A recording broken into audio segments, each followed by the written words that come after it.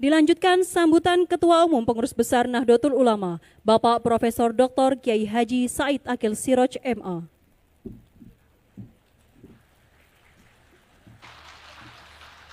Assalamualaikum warahmatullahi wabarakatuh.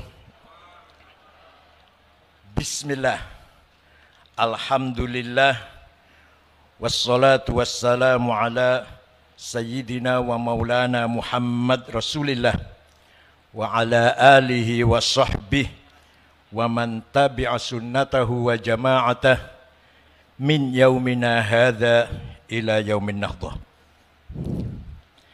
Yang terhormat Presiden Republik Indonesia Bapak Insinyur Haji Joko Widodo beserta Ibu Iriana Jokowi, pagi hari ini beliau berkenan pakai sarung.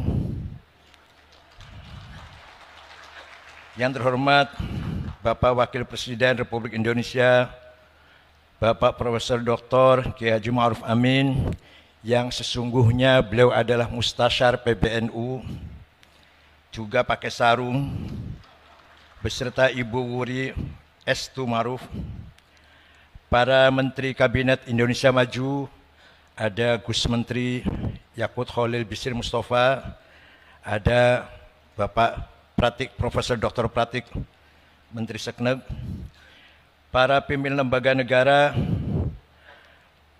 ada Wakil Ketua MPR RI, Gus Jazil, ada Wakil Ketua DPR RI, tetangga saya, Mas Muhaimin, para pejabat TNI Polri, para pimpinan partai politik, yang terhormat Gubernur Lampung beserta Ibu, dan para kepala daerah di Provinsi Lampung.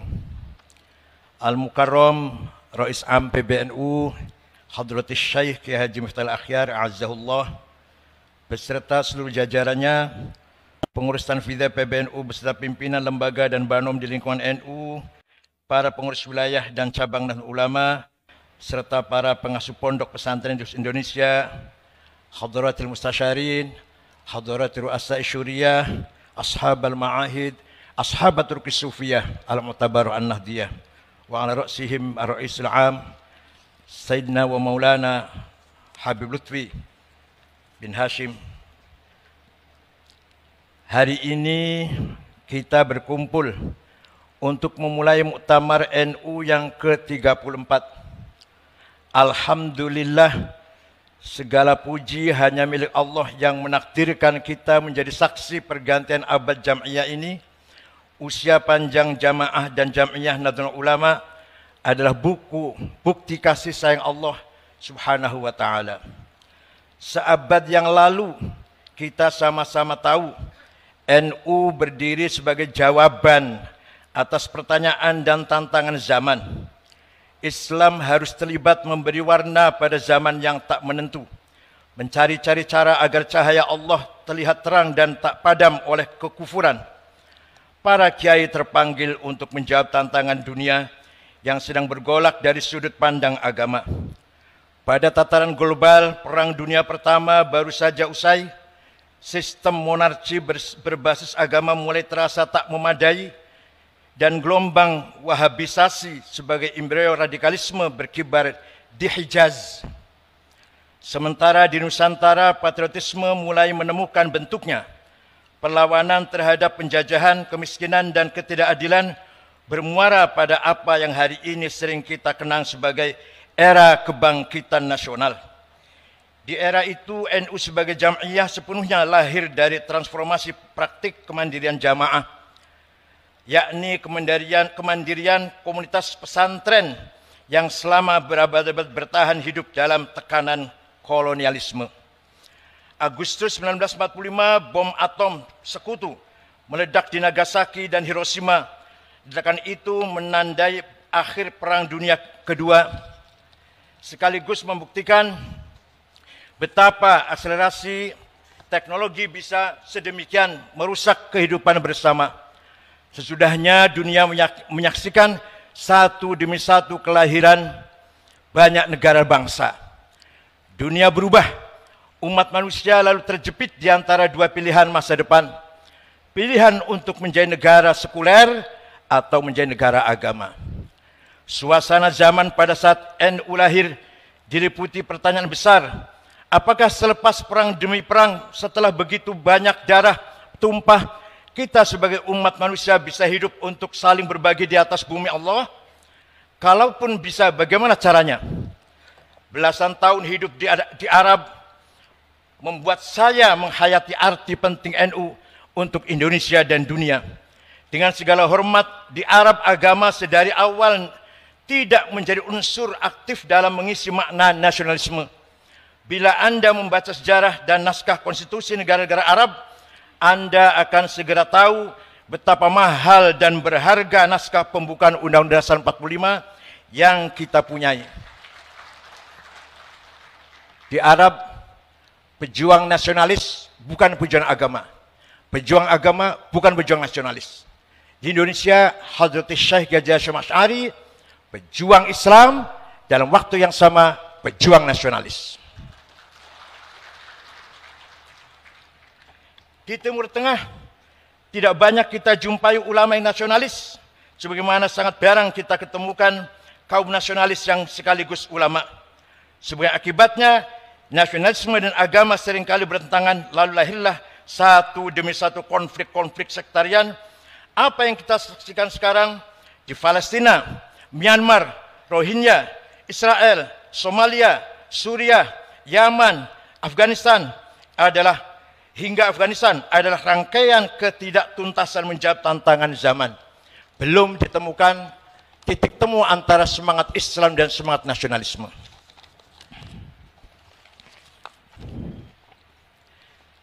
Nasionalisme dan agama adalah dua kutub yang paling menguatkan. Keduanya jangan dipertentangkan. Demikianlah pusaka wasiat dari Hadrat Syekh Hasyim Asy'ari yang diamini dan disuarakan ribuan ulama pesantren. Dan dengan demikian kita mengerti bahwa ujian atas sikap tawassut, ujian moderasi polarisasi dua kutub ekstrim memang sudah khas NU sejak awal mula pendiriannya. Mereka yang tidak paham sikap NU atas HTI maupun FPI barangkali memang belum mengerti betapa berat amanah moderasi kutub-kutub ekstrim di negeri ini. Bagi NU dan pesantren, menjaga NKRI adalah amanah karena hanya dengan bersetia kepada konstitusi, tatanan beragama dapat diselenggarakan. Sikap tawassut atau moderat mustahil tercapai tanpa kemandirian.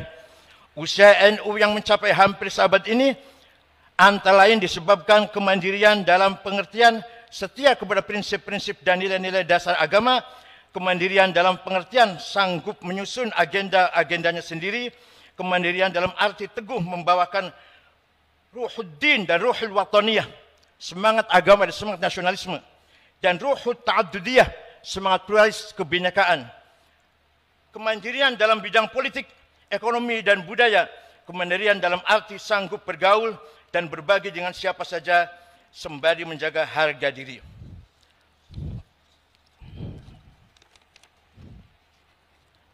Tawassut atau sikap moderat di antara dua kutub bukanlah perkara mudah. Tawassut mempersyaratkan kecakapan, pengetahuan dan kebijaksanaan. Dua hal inilah yang diteladankan para imam madhab dan ulama-ulama kita. Sementara untuk menjadi ekstrim, seseorang cukup bermodalkan semangat dan fanatisme belaka. Asar pengetahuan dan kebijaksanaan pada gilirannya mewujud dalam sikap kemandirian. Pribadi-pribadi besar dalam sejarah panjang NU dan pesantren adalah kisah-kisah mengenai kemandirian. Hanya dengan menjadi mandiri, kita baru mungkin untuk menyumbangkan suatu, berkontribusi kepada hidup bersama, berkhidmat dan pada peradaban dunia. Tema muktamar NU kali ini, kemandirian dalam berkhidmat untuk peradaban dunia. Tema ini sekaligus menjadi warisan atau bekal mengarungi abad kedua bagi Nahdliyin. Untuk terus mengembangkan berbagai peran kemanusiaan, mereka litakunu syuhada'a 'alan nas, syuhudan dinian, syuhudan thaqafiyan, syuhudan haldorian, syuhudan ijma'iyan wa insanian. Lalu bagaimanakah NU satu abad ke depan yang kita bayangkan? Usia kita masing-masing hanya Allah yang tahu. Tapi usia NU kita berharap langgeng dan tegak ila yaumil qiyamah. Maka sikap tawasud kembali diuji hari-hari ini. Tak hanya di Indonesia, tapi di seluruh dunia. Problem-problem lama bawaan abad lalu belum seluruhnya tertangani. Sedangkan masalah-masalah baru datang bertubi-tubi.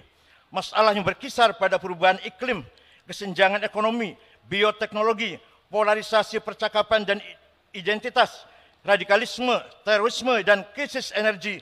Sementara itu, laju teknologi bergerak secara eksponensial, menawarkan kemudahan-kemudahan praktis dengan risiko-risiko yang tak sepenuhnya bisa diperkirakan.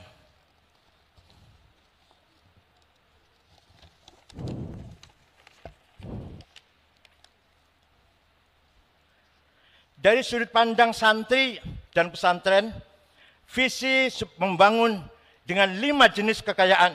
Visi sebangun dengan 5 jenis kekayaan yang dimiliki oleh bangsa Indonesia. Pertama, as-sarawatil ijtimaiyah, sosial kapital. 17.000 lebih pulau, 300 etnis, 1.340 suku bangsa, 1.211 dialek bahasa adalah fakta keberagaman dan kemajemukan bangsa ini. Kemajemukan yang disatukan di bawah tenda besar Pancasila dengan semangat Bhinneka Tunggal Ika. Di tenda besar itu ormas-ormas keagamaan berperan sebagai semen perekat sosial. Mereka mengkonsolidasikan nasionalisme sebagai proyek integrasi bangsa yang tumbuh dari bawah, tidak perlu dipaksakan dari atas dengan tangan besi. Kedua, as-sarawatul hadariyah, kekayaan kultur budaya. Kebudayaan Nusantara membuka diri pada interaksi dan kolaborasi dengan kebudayaan global asing. Di sisi lain, kebudayaan setempat atau lokal menjadi identitas, nafas, dan aktualisasi nilai-nilai. Di negeri ini, Islam Nusantara menjadi bukti dari kematangan hadarah Nahdlatul Ulama. Maka akhlakul karimah itulah ciri khas Nahdlatul Ulama. Wa innamal umamul akhlaqu ma baqiyat fa inhumu dhahabat akhlaquhum dhahabu. Martabat bangsa tergantung akhlaknya. Akhlaknya mulia, martabatnya tinggi. Akhlaknya hancur, martabatnya hancur pula. Kekayaan ketiga, as-sarawatus syiariyah. Kita kaya dengan simbol-simbol. Antara lain yang dipakai oleh Pak Presiden hari ini. Peci dan sarung. Simbol Islam Nusantara. Banyak contohnya, tapi yang hari ini kita contohkan, simbol peci dan sarung. Kita tahu apa artinya peci dan sarung. Dalam arti teologi. Tapi itulah simbol Nusantara, simbol umat Islam Indonesia. Yang keempat, kekayaan maliyah. Indonesia mempunyai potensi sumber daya alam yang luar biasa. Daratannya dipenuhi hutan-hutan penopang paru-paru dunia. Di bawahnya terkandung kekayaan mineral yang banyak. Lautannya mengandung potensi ekonomi biru tiada tara. Di bawahnya tersimpan bukan hanya ikan, tetapi cadangan migas dan mineral yang berlimpah. Yang dibutuhkan adalah SDM unggul yang mampu mengolah kekayaan alam itu sebagai modal pembangunan. Agar pembangunan ini dirasakan oleh seluruh masyarakat Indonesia, kaila yakuna dulatan bainal aghnia minkum, tidak hanya pertumbuhan, tapi yang penting adalah pemerataan. Masih kita lihat banyak warga NU yang hidupnya di bawah kemiskinan. Namanya jelas Solikin, Jumadi, Dulkanan, Maderais, namanya kampungan desa. Kekayaan kelima adalah sumber daya politik.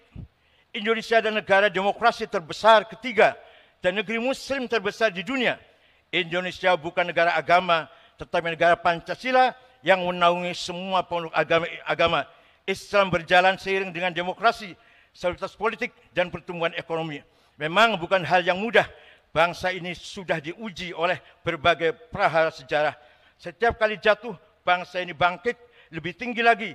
Dan dari sana kita yakin bahwa sepanjang cara kita mengelola demokrasi didasari kemaslahatan bersama, kemauan untuk mendengar, kejernihan, akal budi, dan kelapangan hati untuk menerima perbedaan, maka bangsa besar ini akan semakin terhormat dan bermartabat dan pada saatnya nanti aktif berkiprah dalam mendorong dunia yang lebih damai, aman dan beradab. Saya singkat saja sambutan ini mengingat waktu Presiden yang sangat padat acaranya.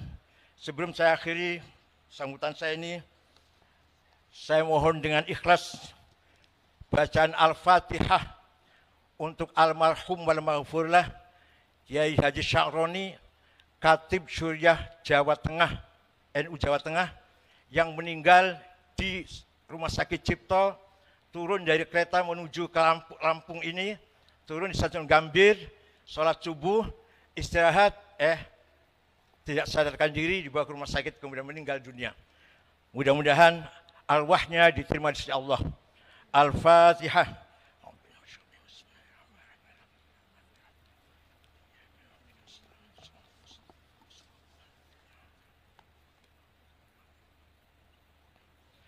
Amin. Terima kasih. Demikian, mohon Bapak Presiden berkenan memberi arahan sekaligus membuka muktamar ke-34 NU di Lampung ini. Selamat bermuktamar kepada Anda sekalian, segenap pengurus wilayah dan pengurus cabang Nahdlatul Ulama. Selamat bermuktamar dengan santun dan akhlakul karimah. Selamat menyongsong abad kedua Nahdlatul Ulama. Syukran wa dumtum fil khairil barakati wan najah. Wallahul muwaffiq lakum lit thariq. Wassalamualaikum warahmatullahi wabarakatuh.